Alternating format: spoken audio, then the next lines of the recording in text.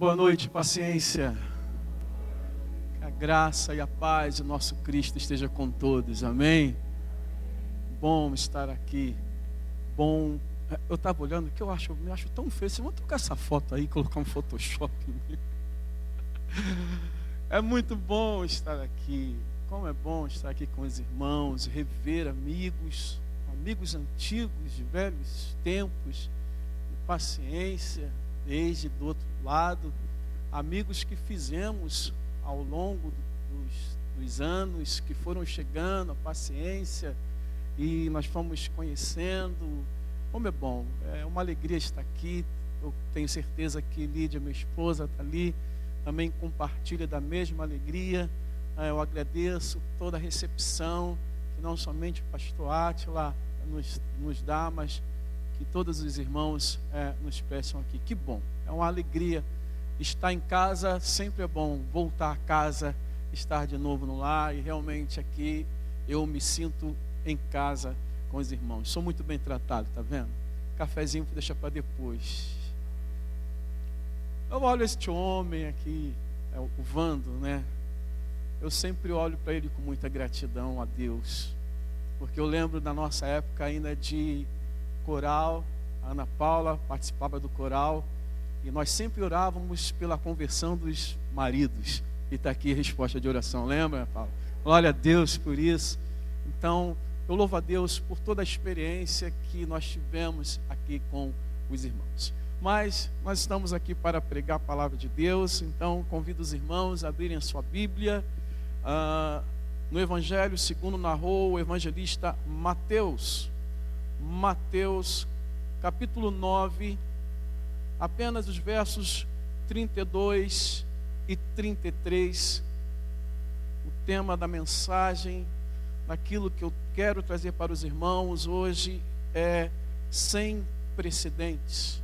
Hoje não farei como costumo fazer, tenho aprendido a fazer uma exposição bíblica, mas eu quero transmitir algo que Deus tocou em meu coração e que eu fiquei por muitos momentos perguntando: Senhor, é isso mesmo que eu tenho que levar a paciência, esta palavra que eu tenho que liberar lá naquele lugar? E eu creio que Deus há de fazer algo sem precedentes aqui nesse lugar, na minha vida, na sua vida e nessa igreja. Vamos então, mesmo assentados, mas em reverência à palavra de Deus. Mateus capítulo 9, verso 32, diz assim: Quando eles saíram, eis que trouxeram a Jesus um mudo endemoniado. E assim que o demônio foi expulso, o mudo passou a falar. E as multidões se admiravam, dizendo, todos nós: jamais se viu tal coisa em Israel. Somente até aí. Que Deus abençoe assim a porção da sua palavra. Vamos fechar os nossos olhos, vamos falar com Ele. Santo, santo, santo é teu nome. Tu és poderoso, tu és majestoso, tu és soberano, tu estás acima de todas as coisas. Tu és o nosso Deus, tu és o Deus transcendente, que a tua glória enche toda a terra, mas tu és o Deus imanente que habita no meio do seu povo, que habita entre nós. Com muito temor e tremor, Senhor, me coloco aqui, pedindo a tua misericórdia sobre a minha vida, diante da responsabilidade de ser a tua boca nessa noite. Por isso eu te peço, me ajuda, purifica minha mente, meus lábios e meu coração, para que eu não fale nada de mim mesmo, nada baseado em emoções, mas que eu libere a tua palavra neste lugar, e que o Senhor venha confirmar esta palavra,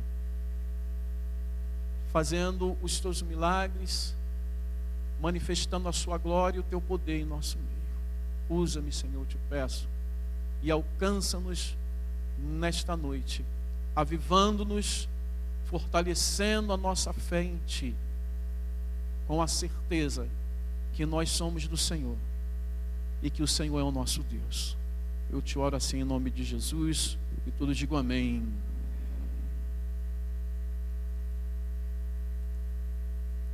Sem precedentes. O que é algo sem precedentes? Muito simples. É algo que nunca aconteceu antes, que nunca foi visto antes, algo inédito, algo que causa admiração, por ser algo inimaginável, que não se pode imaginar, que não se pode prever, que pudesse existir ou acontecer, algo que, como diz o texto, nunca foi visto, que nunca se ouviu falar. Esta foi a conclusão a que chegou a multidão que presenciou Jesus operar o milagre aqui descrito. Em apenas 2 versículos, um milagre muito simples, que foi narrado de uma forma muito objetiva. Jesus expulsa o demônio de um homem que estava mudo, e esse mudo começa a falar depois que Jesus expulsa o demônio. Foi algo novo, foi algo que aqueles que ali estavam ainda não tinham visto acontecer. Ninguém ouviu falar de algo semelhante a isso. Foi algo realmente sem precedentes. Por isso, depois do que aconteceu, eles disseram: jamais se viu tal coisa em Israel. Talvez as pessoas que ali estivessem, elas nem imaginassem que isso fosse possível. O mudo ser mudo por conta de uma influência demoníaca. Nós temos que entender que quando Mateus já narra algo que aconteceu. Mas eu estou aqui realmente conjecturando, eu estou aqui realmente supondo que talvez aquelas pessoas nem entendessem que aquele mudo, ele era mudo por causa de uma opressão demoníaca. Eles sabiam que Jesus podia curar. Jesus já havia feito milagres, há milagres já narrados desde o início. Jesus curando, ressuscitando a filha de Jairo, curando aquela mulher que há 12 anos estava enferma, abrindo os olhos de 2 cegos. Então, quando levam o mudo até Jesus, eles sabiam que Jesus podia curar. Mas eu fico me questionando se eles sabiam que aquele mudo estava mudo por causa de uma opressão demoníaca. Fato é que quando eles chegam diante de Jesus, diante daquele que tem todo o poder nos céus e na terra, ele expulsa o demônio daquele mudo, e aquele mudo começa a falar. E isso foi algo inédito. De uma forma ou de outra, sabendo ou não que aquele homem estava endemoniado, Jesus pôde curar. Mas nós sabemos que esta não foi a única vez que Jesus fez algo que causou espanto, que causou admiração. Na verdade, Jesus estava sempre fazendo algo que estava causando espanto, admiração. Até mesmo o fato de expulsar os demônios com apenas uma palavra. Marcos narra que quando Jesus expulsa o demônio com apenas uma palavra, as pessoas ficavam admiradas e perguntavam: será essa uma nova doutrina? Porque com autoridade ele ordena aos espíritos imundos e eles obedecem. Era uma coisa nova, porque existiam os exorcistas, existiam aqueles judeus que expulsavam demônios, e eles tinham todo um ritual, uma maneira para fazer essa não vou conseguir conjugar esse verbo. Para conseguir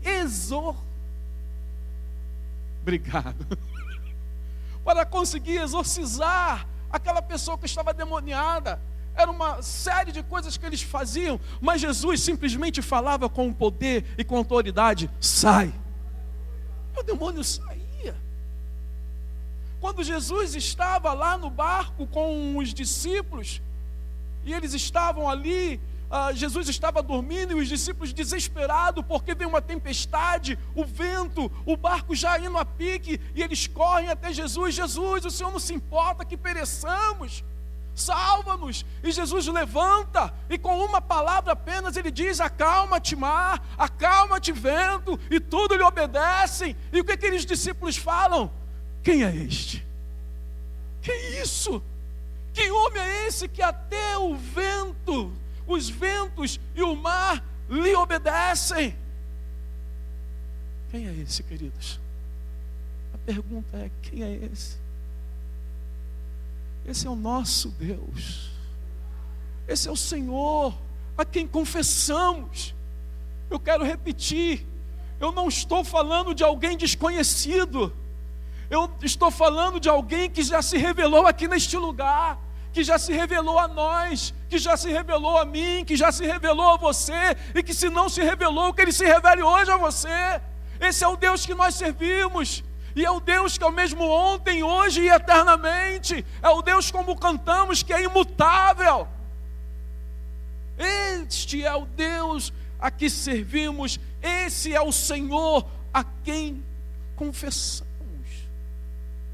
Se olharmos para a narrativa bíblica, nós veremos, desde o Antigo Testamento, que Deus sempre fez algo de maneira que nunca havia sido feito antes. Deus estava sempre inovando conforme a necessidade. Basta a gente olhar para os milagres do Êxodo, por exemplo, as pragas, as 10 pragas. O Nilo, o grande Nilo se transformando totalmente em sangue. Ora, onde já se viu isso? Foi algo que não se previa. O Nilo era um deus para o Egito, e agora esse Nilo, as águas do Nilo se transformam em sangue. Depois o enxame,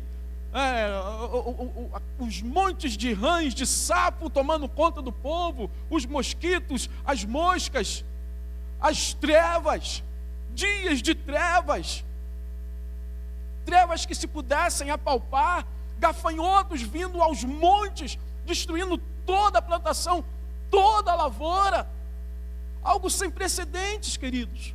O Mar Vermelho, o povo está diante de um mar, o inimigo atrás, o mar na frente, e de repente sopra um vento aquela noite toda, e o mar se divide no meio, para o lado direito, para o lado esquerdo, e o povo passa a pé enxuto, como diz a palavra de Deus.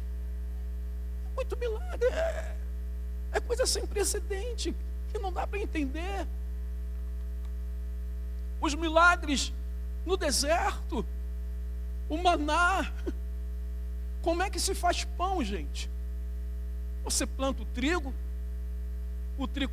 nasce, você colhe o trigo, você debulha o trigo, você torra o trigo, você moe o trigo, aí você mistura com água, com ovo, você faz o pão.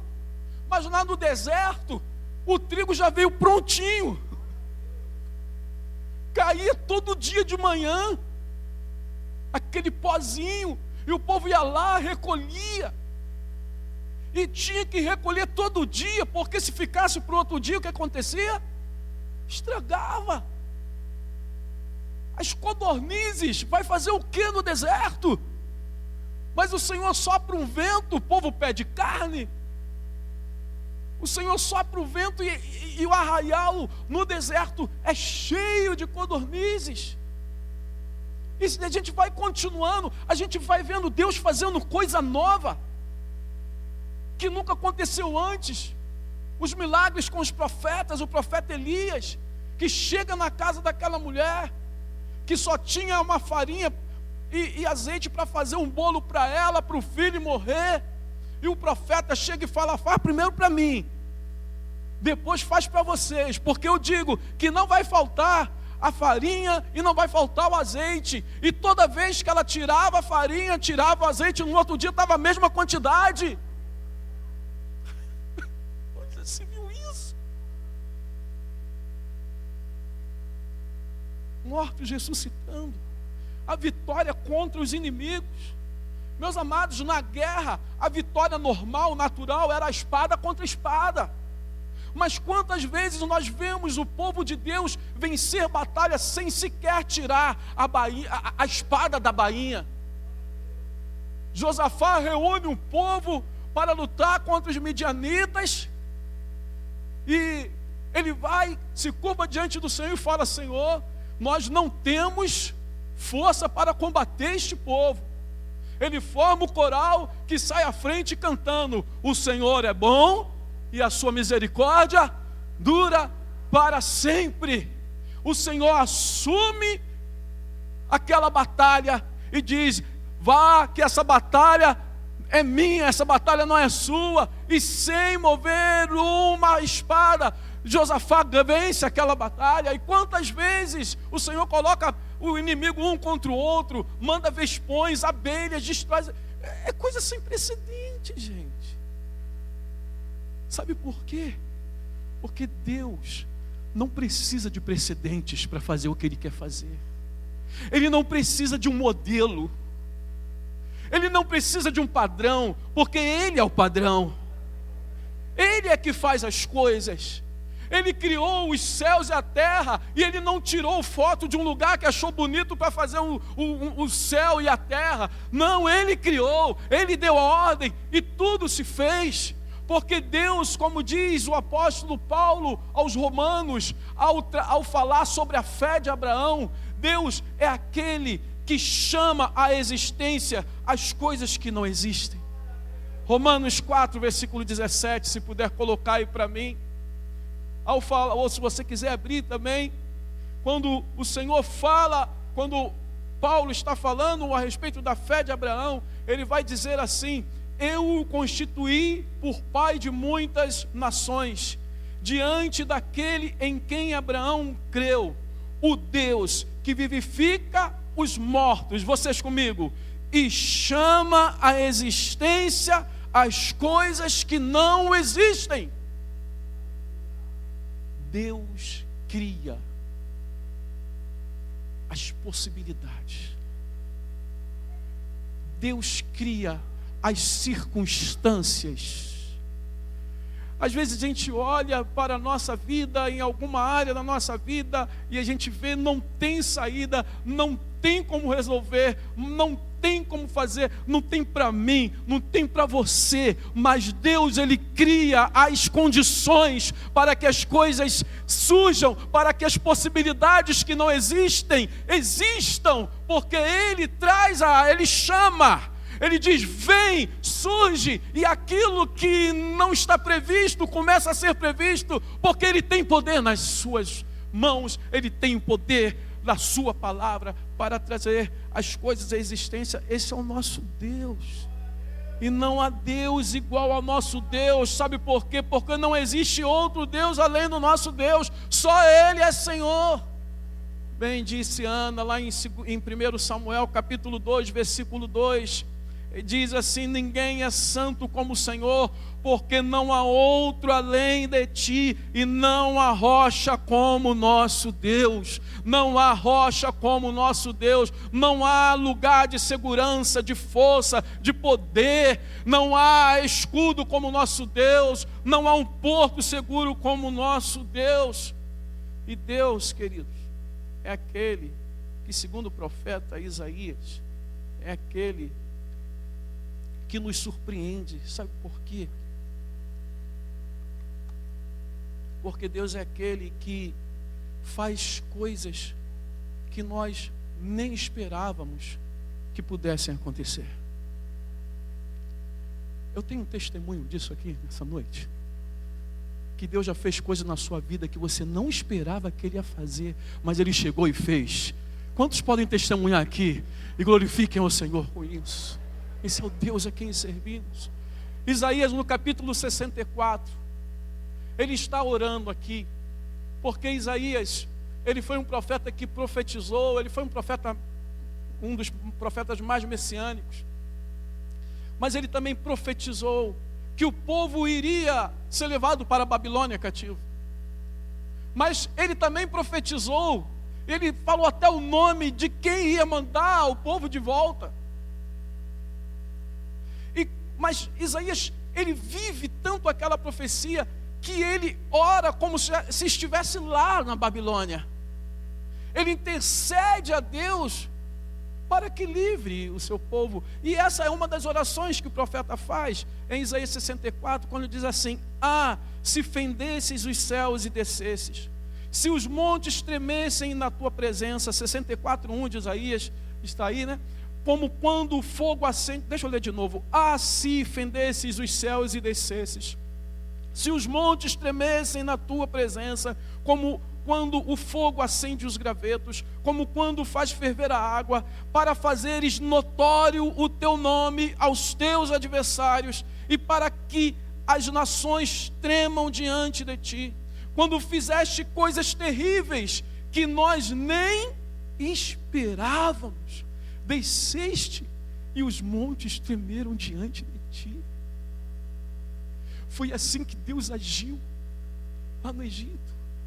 Meus amados, quando o povo está diante do Mar Vermelho, que eles reclamam com Moisés e falam: Moisés, é porque não tem cemitério suficiente no Egito, que você trouxe a gente para morrer aqui. E agora o que vai acontecer? Eu não sei o que o povo queria, eu não sei o que o povo pensava, eu não sei se alguém estava imaginando que Moisés ia voltar lá para o faraó, se humilhar diante do faraó e falar: faraó, desculpa, foi mal, deixa a gente voltar, a gente vai servir. Eu só sei uma coisa: eles não esperavam que iriam atravessar o Mar Vermelho a seco, com parede de um lado e parede de outro. E isso eles não previam. Deus fez as coisas como eles não esperavam. Quando eles reclamam de fome, eu duvido que eles esperavam que Deus ia mandar o maná, as codornizes. Eu duvido que eles esperavam que somente por Moisés jogar, né, aquele galho lá, as águas se tornariam doces. Moisés ferir na rocha, ia sair água. Eu duvido. Deus sempre fez coisas que o povo ficou de boca aberta, porque esse é o nosso Deus.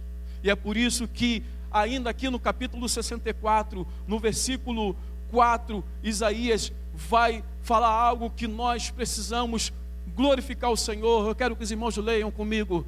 Porque desde a antiguidade, nem com os ouvidos se percebeu, nem com os olhos se viu Deus além de ti, que trabalha para aquele que nele espera. Deus trabalha por nós. Isso é uma das coisas que eu me sinto muito constrangido. Deus, o Criador, que não precisa de mim, Ele trabalha por mim. Deus trabalha pelos seus.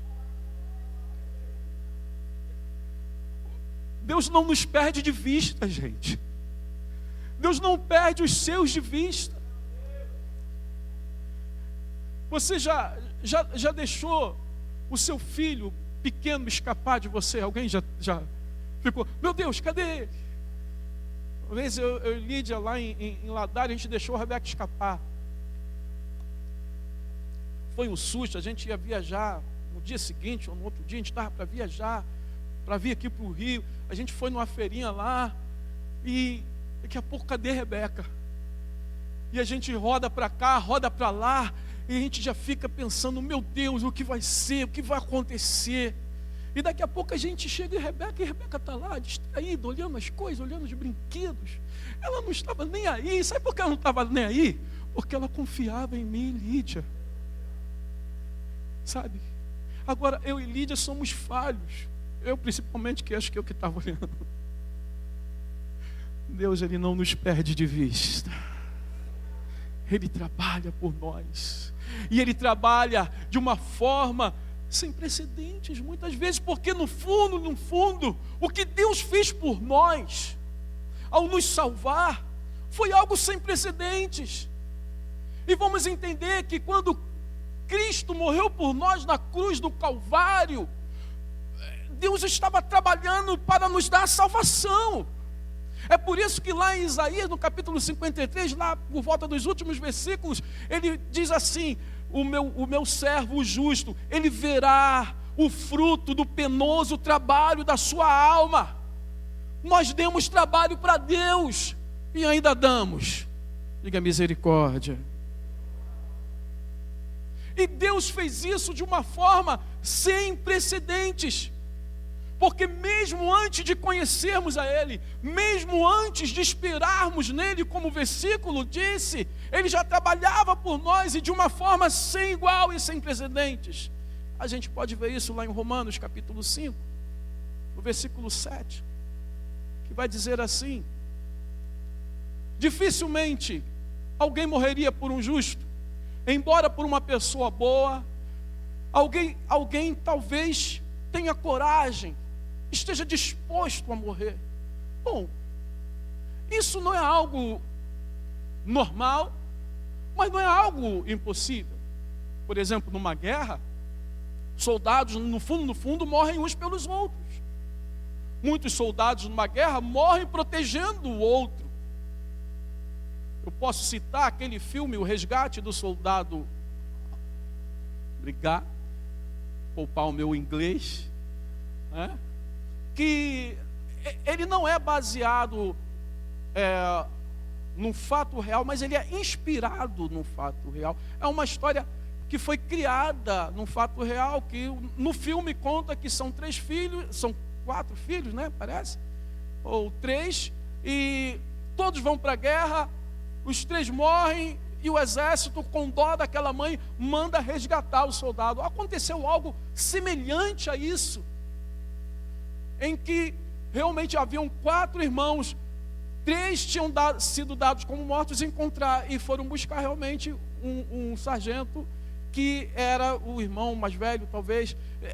O que eu quero dizer é o seguinte, que é normal que alguém dê a vida por alguém que esteja fazendo um bem, sim ou não? Você entrar na frente para tentar salvar, né? Talvez você mesmo em casa já fez isso, se machucou para o seu marido não se machucar, para a sua esposa não se machucar, para seu filho não se machucar. Isso é até normal. Agora veja o versículo 8.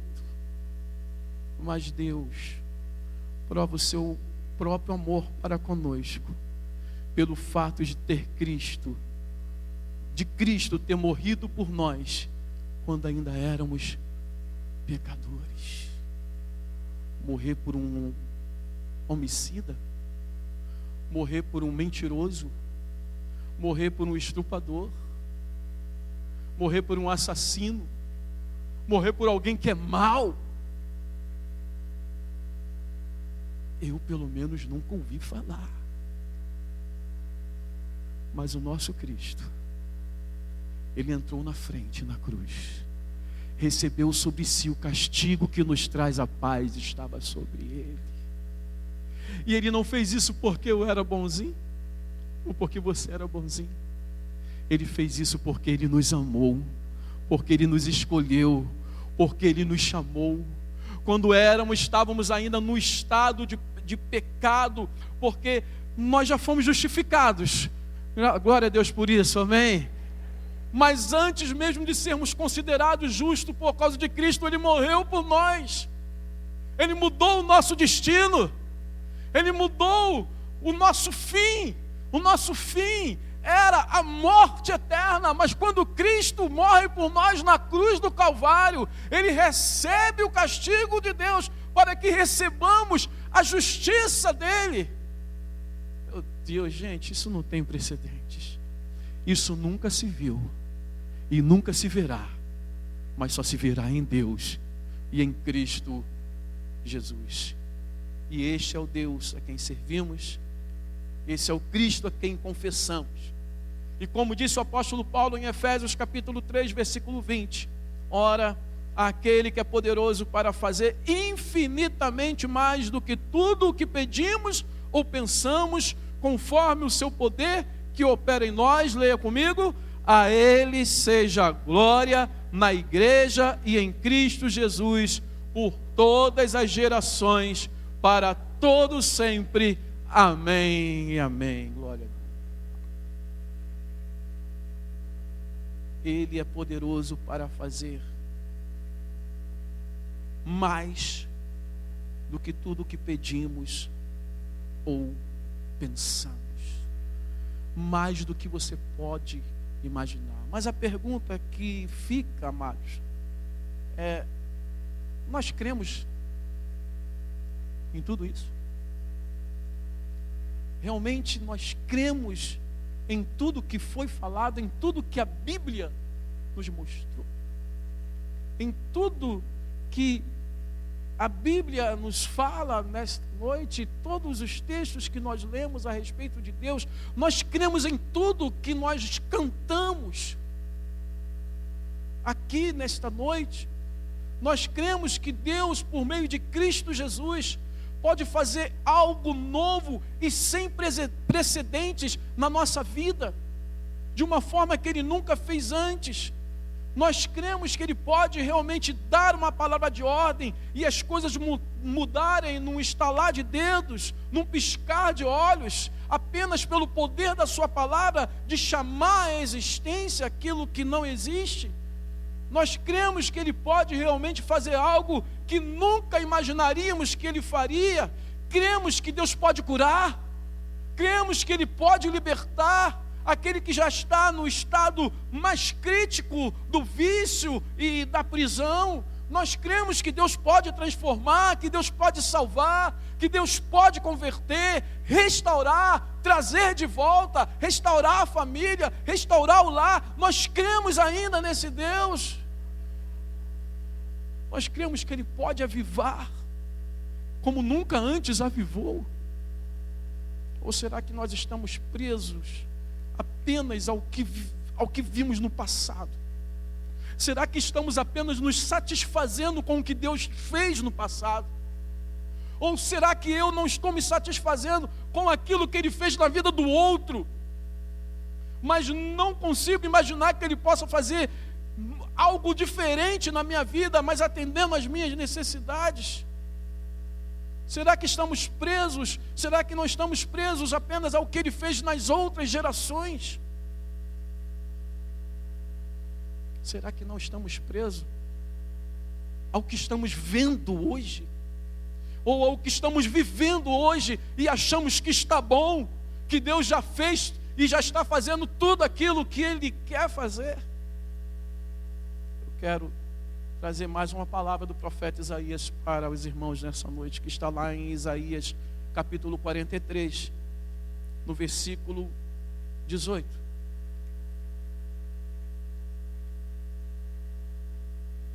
Isaías 43, 18. Vai dizer assim, isso agora é Deus falando: não fiquem lembrando das coisas passadas, nem pensem nas coisas antigas. Sabe por que o Senhor está falando isso? Volta um pouquinho no versículo 16. Isso aqui também é uma oração do profeta. Assim diz o Senhor. A partir de agora, claro, é uma resposta de Deus. Assim diz o Senhor, que preparou o caminho no mar e uma vereda nas águas impetuosas, que fez sair os carros de guerra e os cavalos, o exército e a força, e eles jazem ali e jamais se levantarão, estão extintos, apagados como um pavio. Do que Deus está falando aqui? Deus está falando do Êxodo, quando os carros de Faraó perseguiram o povo, o mar se fechou, engoliu, ali eles morreram, ali eles ficaram, ali eles estão, e talvez até os dias de hoje, porque já houve alguns achados lá de carros antigos. Por que Deus está falando isso? Porque o povo já sabia que eles iriam para a Babilônia. Então o povo está imaginando que Deus... Deixa eu voltar um pouco. O povo já sabia que eles iriam para a Babilônia e que Deus iria trazê-los da Babilônia.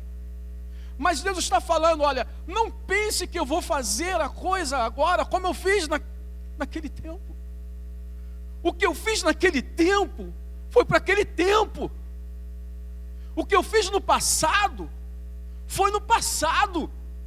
Não fiquem, aí ele entra no versículo 18, não fiquem lembrando das coisas passadas, nem pensem nas coisas antigas. Por quê? Versículo 19, eis que faço uma coisa nova. Agora mesmo está saindo à luz. Será que vocês não percebem?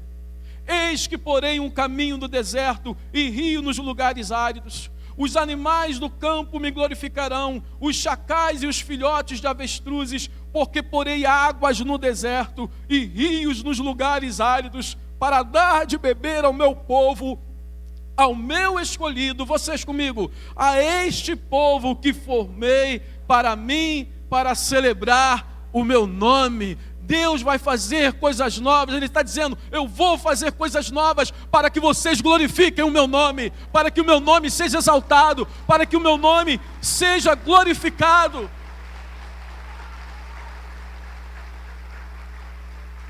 Então, não fiquem presos ao que ele fez no passado, ao que Deus está dizendo naquela geração.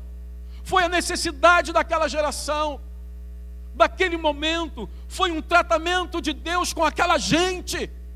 Nós somos diferentes, nós somos outras pessoas, e Deus tem um plano e um propósito diferente para cada um de nós, e para esta geração.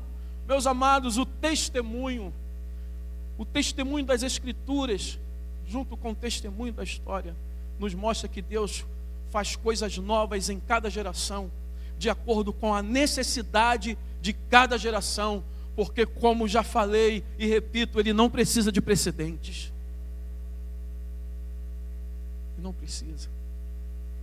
Quando ele libertou o povo do Egito, ele libertou como foi preciso libertar. Ele poderia simplesmente fazer de uma forma mais simples, tirar o povo, cegar Faraó, quebrantar o coração de Faraó, para Faraó deixar ir. Mas o texto diz que ele fez o quê? Endureceu o coração de Faraó. Porque Deus tinha algo para fazer, tinha um propósito.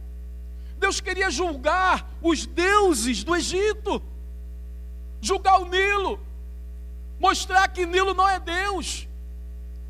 Deus queria mostrar, através dos dias de trevas, que o sol não pôde contra as trevas, para mostrar que o sol não é Deus. Mostrar que os bois, as vacas que estavam ali sofrendo pelos mosquitos, pelas pragas, pelas úlceras que estavam morrendo ali, mostrar que animal, que é criatura, não é Deus. Para lá na frente, em Deuteronômio, Moisés poder erguer a voz e dizer: ouve Israel, o Senhor, o nosso Deus, é o único Senhor. Portanto, só a Ele adorarei, só a Ele prestarei culto. Amarás o Senhor, seu Deus, de todo o coração, de toda a tua alma, de todo entendimento, porque tudo que vocês viram não passa de criatura. Só o Senhor é Deus. Mas quando o povo está na Babilônia, o povo está lá, morando nas suas casas, construindo as suas famílias, Deus manda Ciro, Dário, manda eles assumirem a Babilônia, naquele dia da visão da parede. E quando chega o tempo de Deus, o momento de Deus, Deus só dá uma ordem: Ciro, escreve um decreto e manda meu povo de volta.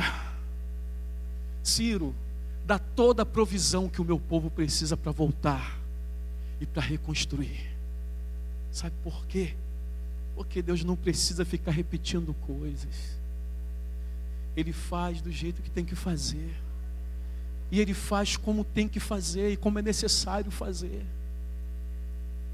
O povo ficou espantado quando foi para a Babilônia, queridos.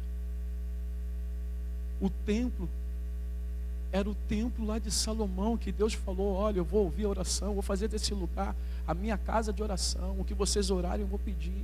Mas agora, por causa da infidelidade do povo, Deus envia um povo para executar o juízo, e o templo é destruído, fica em ruínas, os muros são destruídos, as cidades são destruídas, e causou espanto também, foi algo também sem precedentes. Sabe por quê? Deus faz o que é necessário fazer, Ele não precisa da minha opinião, nem da sua opinião. Ele tinha que curar a infidelidade daquele povo, e o povo ficou espantado, as pessoas ficaram espantadas, os povos ao redor ficaram espantados, ao ver que aquele povo que saiu lá do Egito, agora está em ruínas. Mas causou espanto também, quando esse povo simplesmente é liberado para voltar e reconstruir a sua terra. Deus faz tudo no seu tempo e da maneira certa. Na plenitude do tempo, Ele enviou o seu Filho para morrer por nós. Ele enviou o seu Filho nascido de mulher para resgatar, nascido sob a lei, para resgatar aqueles que estavam debaixo da maldição da lei. Cristo veio, Cristo fez os milagres que eram necessários fazer, de uma forma que era necessária fazer. Todos os milagres, como eu falei, eu não fui muito expositivo, embora eu não estou deixando de ser, porque eu ainda estou falando sobre coisas sem precedentes. Mas se a gente parar para ver, todos os milagres de Jesus tinham um propósito. Tanto que para esse cego aqui, Jesus pegou e falou: seja feito conforme a sua fé. Para outro cego, Jesus dá uma cuspida no chão, faz uma lama e passa nos olhos do cego. Por quê? Eu não vou tentar explicar isso aqui agora, senão a gente vai perder muito, gastar muito tempo. Perder não, mas gastar sim. Tudo Ele faz com propósito. O Pentecoste foi naquele dia porque tinha um propósito. Tinha que ser daquela maneira. Tinha que ser no dia em que Jerusalém estivesse cheia. Tinha que ser as línguas de fogo descendo sobre cada um deles. Tinha que ser eles falando as línguas dos antepassados, de toda aquela gente que estava ali. Tinha um propósito para que 3.000 almas se convertessem naquele dia. Houve um propósito para o derramamento do Espírito na casa de Cornélio. Houve um propósito para a perseguição, que foi para que a igreja se espalhasse, para que o Evangelho alcançasse todas as nações. O Senhor sempre conduziu as coisas no decorrer dos séculos, de acordo com os seus propósitos. Quem imaginaria? Lutero não imaginou, Lutero não fazia ideia de que as 95 teses que ele pregou nas portas daquele castelo ia surtir o efeito que surtiu até hoje. Mas Deus estava naquilo. Deus estava conduzindo todas as coisas. Deus enviou o avivamento sempre que foi necessário, porque Deus, amados, Ele sabe fazer as coisas. Deus é sábio, Ele é a própria sabedoria.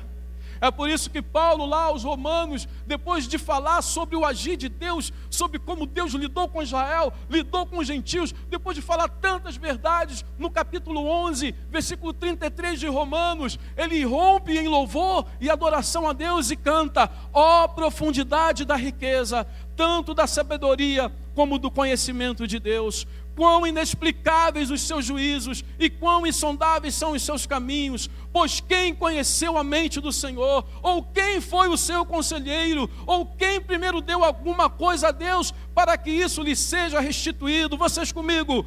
Porque dele, por meio dele e para ele são todas as coisas. A ele seja a glória para sempre. Amém e amém. Glória a Deus. O que precisamos fazer então, pastor, diante disso tudo? Primeira coisa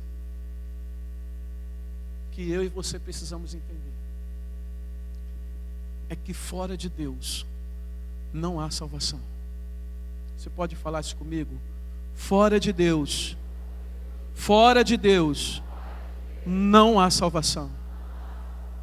A salvação pertence ao Senhor. O poder para te salvar pertence ao Senhor. Só Ele pode te salvar do juízo final. Só Ele pode te salvar da morte eterna. Só Ele pode te salvar do estado difícil que você talvez se encontre na sua saúde, nas suas finanças, na sua no seu relacionamento conjugal, no seu trabalho, seja do que for, só há salvação em Deus e não há salvação em outro. Lá em Isaías 43, deixa eu ler rapidamente, já estou chegando ao final. Isaías 43, versículo 10.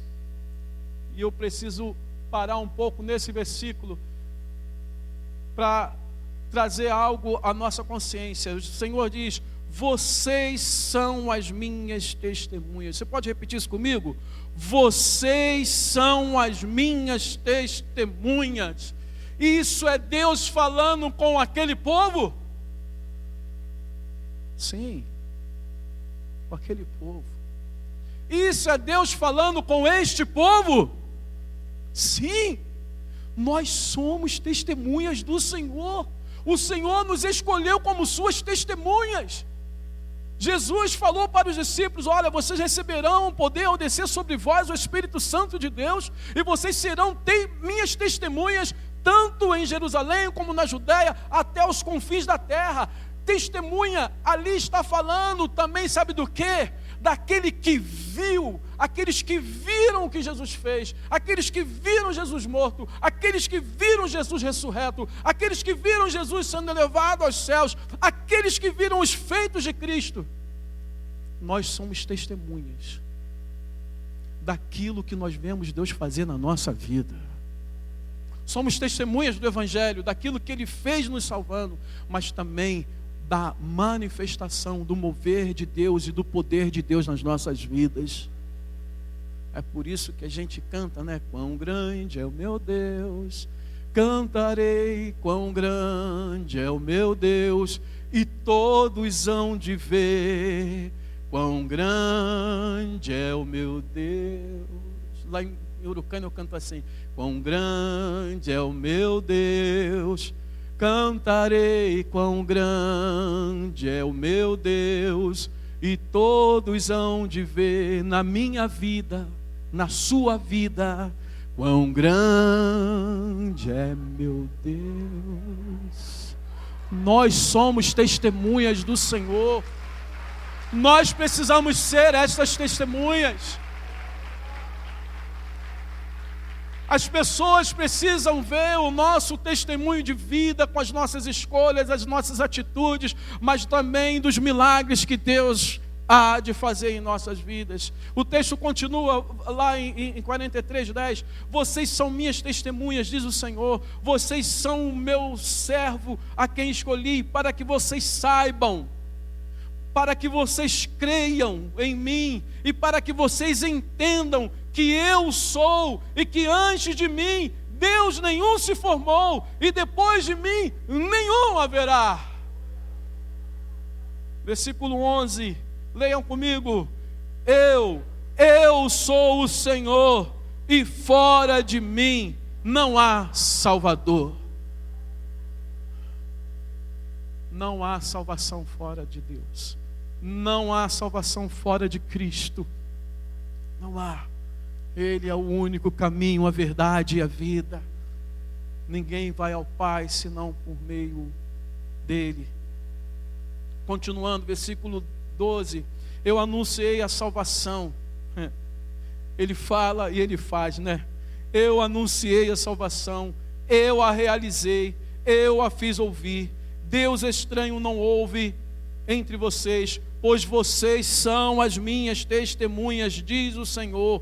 Eu sou Deus, ainda antes que houvesse dia, eu sou, e não há quem possa livrar alguém das minhas mãos, agindo eu. Olha, então, primeira coisa, duas coisas apenas, eu quero falar, embora nós poderíamos falar de muito mais, entendamos que não há salvação longe de Deus, independente do que você está passando. Não há salvação fora de Deus. E a segunda coisa é o seguinte: nós não podemos nos cansar do Senhor. Sim. Porque Deus faz um reclame aqui também, em Isaías, no 43, no mesmo capítulo 43, mas a partir do versículo 22. Coloca para mim, meus queridos.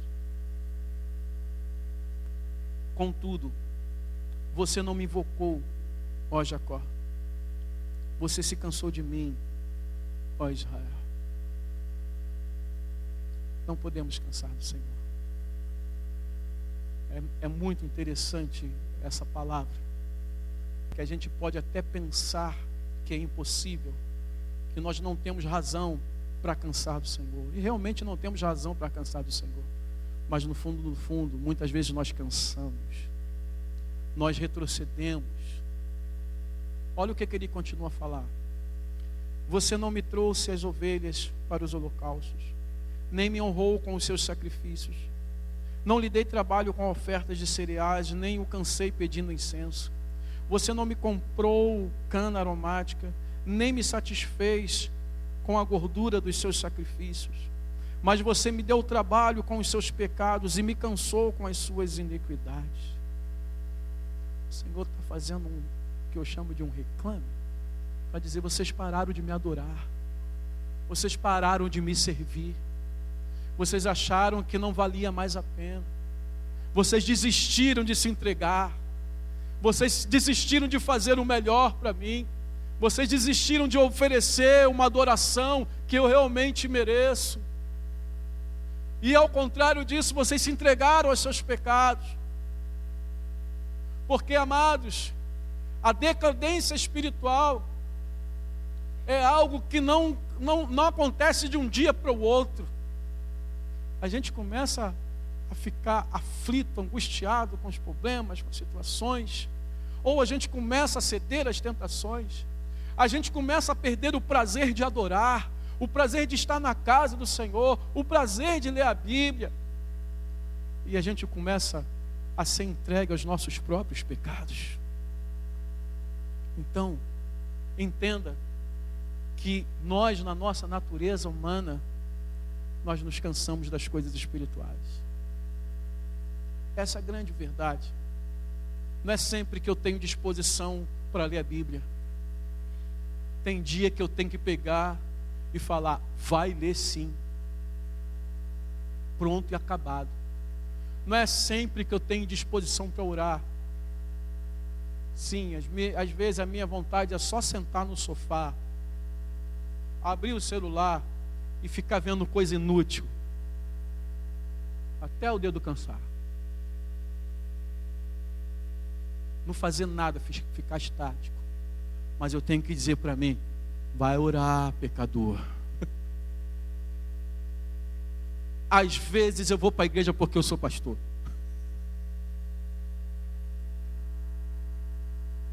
Meu Deus, tem misericórdia de mim. Alguém pode dizer amém por mim? Nós não podemos cansar do Senhor. Fazer como aquele filósofo pagodeiro diz: deixa acontecer naturalmente, é a maior furada. O que vai acontecer naturalmente na vida do crente é ele se afastar do Senhor. A vida espiritual deve ser trabalhada. A fé deve ser trabalhada. Trabalhe a sua fé. Creia nesse Deus. Adore ao Senhor. Confesse o Senhor. Confesse a Cristo. Abre os teus lábios. Não venha somente para receber, venha para adorar o Senhor. Venha para agradecer por tudo que Ele já fez por você. E venha crendo que Ele pode fazer algo sem precedentes na sua vida. Mas cante também: se Deus fizer, se não fizer, se a porta abrir, mas se fechar, porque nós não adoramos pelo que Ele faz, mas pelo que Ele é. Então adore ao Senhor, sabendo que nós já somos aqui alvo da sua misericórdia, porque mesmo depois de Deus fazer esse reclame, olha o que Ele fala no versículo 25 de Isaías 43, eu mesmo sou o que apago as suas transgressões por amor de mim. Dos pecados que você cometeu, eu não me lembro. Digo obrigado, Senhor. Obrigado. A gente dá trabalho para o Senhor, mas Ele é misericordioso conosco. Então, amados, eu creio sim que Deus tem coisa nova para fazer nessa igreja. Tem coisas novas para fazer na vida do nosso pastor Evandro, sua esposa Márcia, quantos creem. Tem coisa nova saindo à luz para fazer nesta vida, nesta família pastoral. Eu creio que Ele tem coisa nova para fazer nesta geração, porque nós estamos numa geração doente.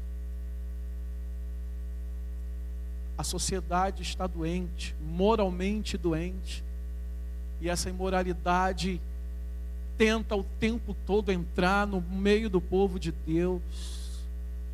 E eu creio que Deus há de fazer algo sem precedente nessa geração, porque precisa. Sabe por quê? Só Ele sabe o que essa geração precisa, porque só Ele tem a sabedoria, e Ele tem poder para fazer isso.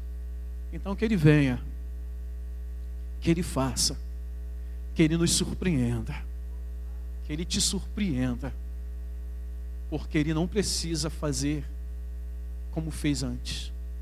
Ele pode fazer tudo novo. Ele não precisa de circunstâncias, Ele não precisa de condições. Ele chama todas essas coisas à existência, e Ele faz de acordo com o que Ele quer, porque Ele é Deus, Ele é soberano, Ele reina. Meus amados, há um Deus reinando no céu. Cristo está reinando no céu. A Ele pertence o poder, o reino, a glória.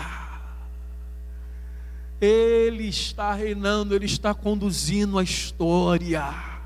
E o tempo vai se aproximando, e haverá o dia que Ele voltará para buscar a sua igreja, e a sua igreja não está à deriva. Ele reina soberanamente. Um dia os céus cantaram: levantai, ó portas, as vossas cabeças, levantai-vos, ó portais eterno, para que entre o Rei da Glória. Quem é o Rei da Glória? O Senhor poderoso nas batalhas. Ele é o Rei da Glória. Jesus é o Rei da Glória, que veio, se fez homem, morreu, ressuscitou, está sentado à destra de Deus Pai, e Deus o deu o nome que está sobre todo nome, tanto no século em que Ele nasceu aqui e foi assunto ao céu, como neste século e até a sua volta. Não há nome acima do nome de Cristo, e é Ele que reina sobre todas as coisas. E a gente precisa confessar este nome. Nós precisamos nos render a esse nome. Nós precisamos entender que não importa como está a tua vida, não importa como está a minha vida, há um Deus reinando acima de tudo. Olhemos para esse Deus, e esse Deus tem todo o poder nas suas mãos. Nos rendamos a Ele de todo o nosso coração. Fechamos nossos olhos. Verdade, como já está a hora avançada, eu convido você a ficar de pé.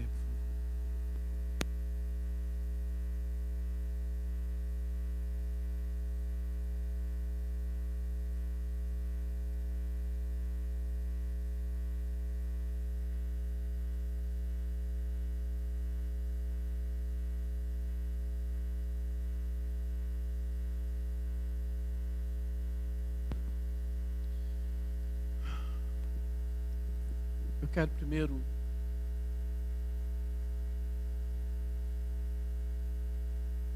que você coloque-se diante do Senhor. Mas antes mesmo, talvez você veja aqui hoje e nunca ouviu falar de Cristo, e entendeu que aquilo que Cristo fez na cruz foi algo inimaginável, algo que ninguém poderia fazer por você. E talvez você entendeu também que a única maneira de você se chegar a Deus é através de Cristo. Você ouviu tantas coisas, tantas palavras, em tantos lugares, mas hoje o Espírito Santo falou ao seu coração e te convenceu de que realmente você precisa entregar a tua vida para Cristo e confessar Jesus como o único Senhor e Salvador de sua vida. Então, se há alguém aqui nessa noite que quer se entregar totalmente a esse Deus que reina, que tem o poder sobre todas as coisas, que pode te livrar da morte, que pode te trazer paz, que pode trazer libertação. Se há alguém aqui nessa noite que quer entregar a vida para Cristo, levanta a mão que eu quero orar por você. Alguém nessa noite tem uma vida aqui, glória a Deus, tem 2 vidas, louvado seja o nome do Senhor, porque só há salvação em Cristo Jesus. Glória a Deus por estas vidas. Mais alguém? Não deixe para depois. Vem para esse Deus que pode fazer milagres na sua vida, que já fez o milagre que você mais precisa, que foi pagar pelos seus pecados. Isso é o que nós mais precisamos. Pode abaixar a mão por enquanto nós vamos continuar orando, porque talvez você esteja aqui também nessa noite e você está com uma situação que você realmente não vê saída. Você não consegue entender e acreditar que algo novo pode acontecer, que Deus pode fazer algo diferente.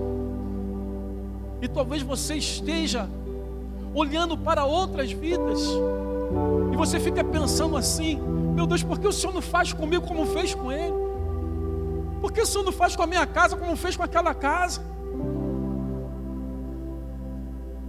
Meu filho, minha filha, você é especial para Deus. Deus não precisa fazer igual fez na outra casa. Deus não precisa fazer igual fez na outra vida. Ele pode fazer na sua vida. E talvez a sua causa seja uma causa muito difícil mesmo, impossível, que você não vê solução. Se há alguém aqui nessa noite, dessa maneira, põe a mão no seu coração e começa a declarar sua fé em Deus. Começa a falar: Senhor, eu creio. Eu vou parar de pensar nas coisas passadas. Eu vou parar de pensar no que o Senhor fez na vida dos outros, porque eu quero ver aquilo que o Senhor pode e quer fazer na minha vida. Coloque-se diante dele. Peça para ele: Senhor, engrandece o teu nome na minha vida. E eu quero dizer que eu vou testemunhar daquilo que o Senhor fez em mim.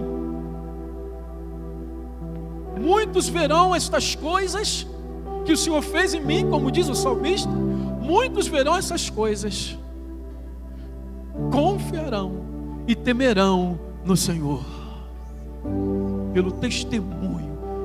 Fala para ele: Senhor, quero ser uma testemunha viva daquilo que o Senhor pode fazer.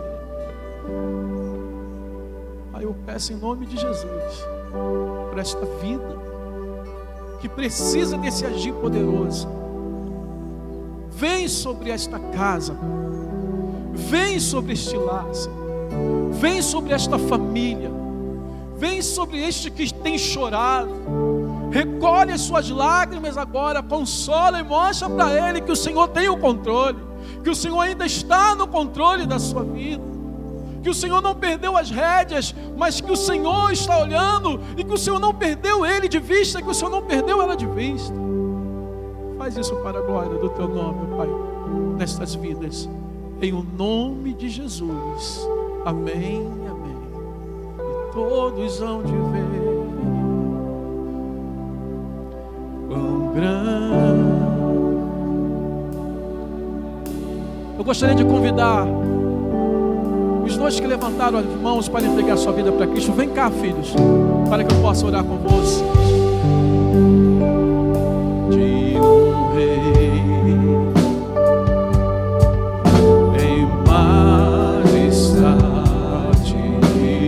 Vem comigo, pastor Atila. Se alegrar, faz a terra se alegrar. Vem para Cristo. Vem você que tem resistido há tanto tempo. Entregue-se a Ele nesta noite. Há tempo, você pode vir se juntar a esses dois corajosos que estão aqui e tiveram a coragem de se entregar a confessar os seus pecados.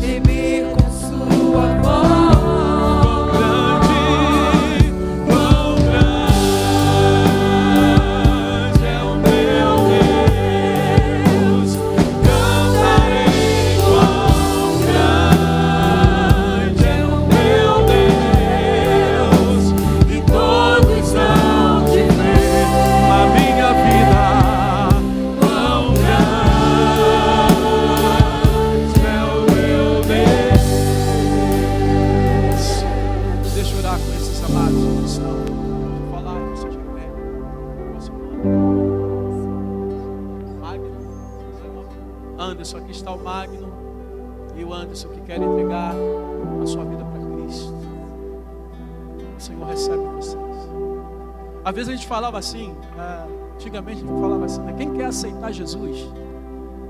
Não, é Jesus que nos aceita. Repete. Senhor Jesus.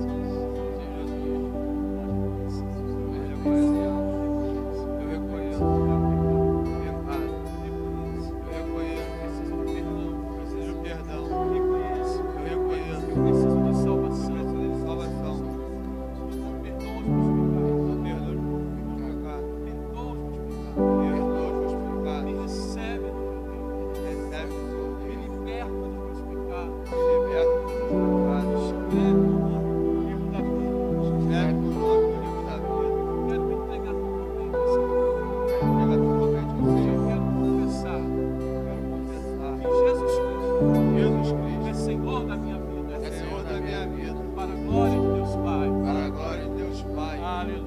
Amém.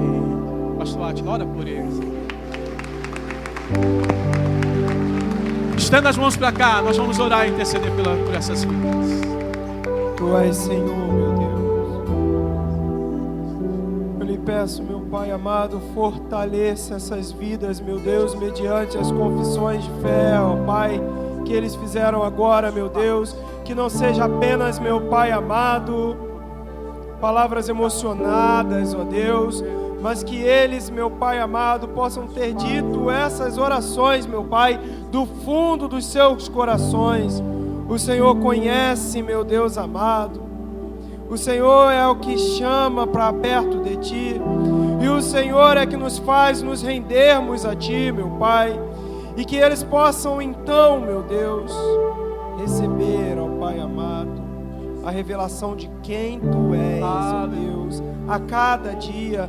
Meu Deus, escreva, ó Pai amado, essas vidas no livro da vida, meu Deus. Porque sabemos que há uma memória nos céus, meu Deus. Uma memória nos céus, ó Pai, que diz, meu Deus, que registra, meu Pai amado, que eles estão confessando o Senhor como Salvador da vida deles. Marca a vida deles, fortaleça os passos, meu Pai, a fim de que eles não olhem nem para a direita nem para a esquerda, meu Deus, mas fixados em Ti, que o Senhor é o único Deus que faz milagres e prodígios. O Senhor é o único Deus que nos salva. Aleluia. Ajude-os, ó Pai, nessa caminhada, em nome de Jesus.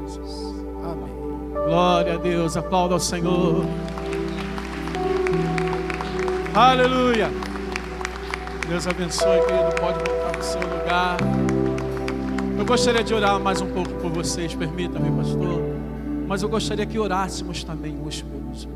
Então vamos dar as mãos, vamos fechar os corredores.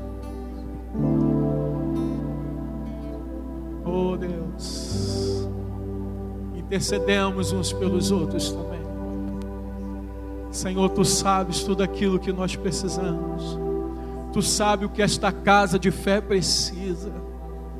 Tu sabes o que esta geração precisa. E de tudo que nós precisamos, o que nós mais precisamos é de ter um encontro real, verdadeiro, marcante, impactante contigo. Nós pedimos mais de Deus para esta geração. Nós pedimos mais do Teu Espírito Santo sobre nossas vidas, mais do Teu avivamento sobre nossas vidas, renovo espiritual, Senhor. Oh Pai, em nome de Jesus, se há alguém aqui precisando de libertação de pecados, oh Pai, liberta, Senhor Deus. Liberta do adultério, liberta da pornografia, liberta do vício, ó Pai, da bebida, do cigarro, ó Pai, em nome de Jesus. Ó Pai, aquele que está frio, aquece o coração nesta noite para a glória do Teu nome. Aquele que está desanimando, aquele que está fraco, que está vindo se arrastando, sopra o Teu Espírito avivamento sobre eles, Senhor. Faz algo sem precedentes, algo que ele nunca experimentou, algo que ele nunca viu acontecer na vida dele, uma força que ele nunca sentiu, um desejo que ele nunca sentiu, Pai. Oh Deus, em nome de Jesus, vem envolver o impossível neste lugar, ó Deus, para a glória do Teu nome, Pai. Ó Deus, que essa igreja possa experimentar cada vez mais de Ti, Senhor, mais de Cristo, mais dos Teus milagres. Pai, como Tua igreja, nós queremos também juntos interceder pela Tua filha Márcia mais uma vez. Senhor, Tu podes fazer um milagre poderoso naquela casa, naquele lar. Cura a Tua filha, fortalece a Tua filha, abençoa o pastor Evandro, fortalece o Teu filho nesses dias de lutas. Nós intercedemos, nós pedimos, Pai, porque sabemos que fora de Ti não há salvação, ó Deus. Longe de Ti não há salvação, ó Deus. Por isso, nessa noite, nós submetemos ao Senhor esta palavra e pedimos que o Senhor venha confirmar esta palavra, fazendo milagres, milagres que o Senhor sabe que são necessários neste lugar, ó Deus.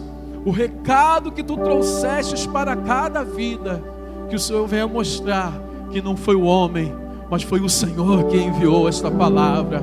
Assim eu rogo as Tuas bênçãos. Abençoa o Teu filho e Tua filha, da direita e da esquerda. Abençoa o meu irmão e a minha irmã, em o nome de Jesus. Amém e amém. Diga uma palavra de fé e esperança aí para o teu irmão.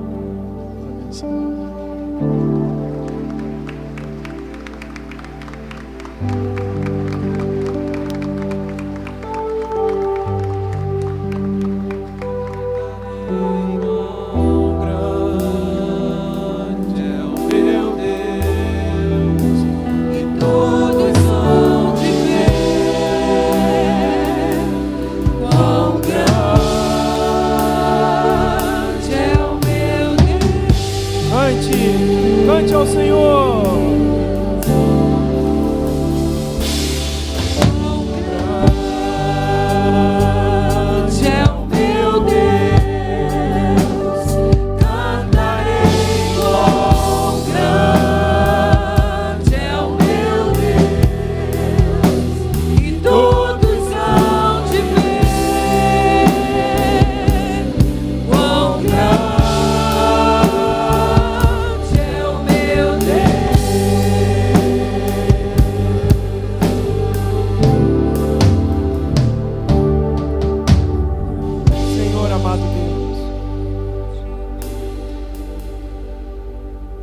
Tu és um Deus criativo, meu Deus. Tu és o Deus poderoso, meu Pai, com o poder da Sua voz. O Senhor do nada chamou tudo à existência, meu Deus. O Senhor é o Deus que faz milagres sem precedentes. Eu lhe invoco, meu Deus, nessa noite, e lhe peço, meu Deus amado, faça assim na vida do meu irmão, da minha irmã, no decorrer dessa semana, que nós possamos ver, ó Deus, a Tua glória sendo manifestada, meu Pai, em todos os aspectos da nossa vida. Sim, meu Deus, que o Senhor mostre, meu Pai amado, o Teu grande poder, a fim de que nós possamos testemunhar quão grande é o nosso Deus. Que todos vejam, meu Pai, a Tua graça derramada em nossas vidas. Que as pessoas, meu Pai, ao olhar, ó Deus, o que o Senhor fez, possam dizer: quem é esse Deus que faz o milagre acontecer? Então, ó Deus, guarda a vida do meu irmão e da minha irmã, marca a vida deles, meu Deus, para uma semana grandiosa na Tua presença. É o que eu lhe peço, meu Deus. Obrigado, meu Pai. Obrigado pela instrumentalidade do pastor Jeremias e da sua esposa, meu Deus, que se dispuseram a vir aqui, ó Pai, nos abençoar, ó Deus. Obrigado, meu Pai amado, por cada pastor, ó Deus, dessa equipe pastoral, ó Pai. Obrigado pelo pastor Cláudio, que estará conosco na próxima semana. Obrigado pelo pastor Fábio, pelas suas esposas, ó Deus. Obrigado, meu Pai, porque o Senhor tem nos abençoado. Guarde a vida do meu irmão, da minha irmã, para o louvor da tua glória, em nome de Jesus. Amém. E que o amor de Deus Pai, a graça soberana do nosso Senhor e Salvador Jesus Cristo, e as eternas consolações e comunhão do Espírito que esteja com todos e com todos permaneçam, não só hoje, mas para todos sempre. Quem recebe isso, diga amém. Você pode se assentar, agradecer a Deus. Se você precisa de oração, aconselhamento, estamos aqui à disposição. Se você puder, fale com o pastor Jeremias também. Agradeça a ele pelo serviço prestado. E até nos vermos novamente. Que Deus abençoe rica e abundantemente.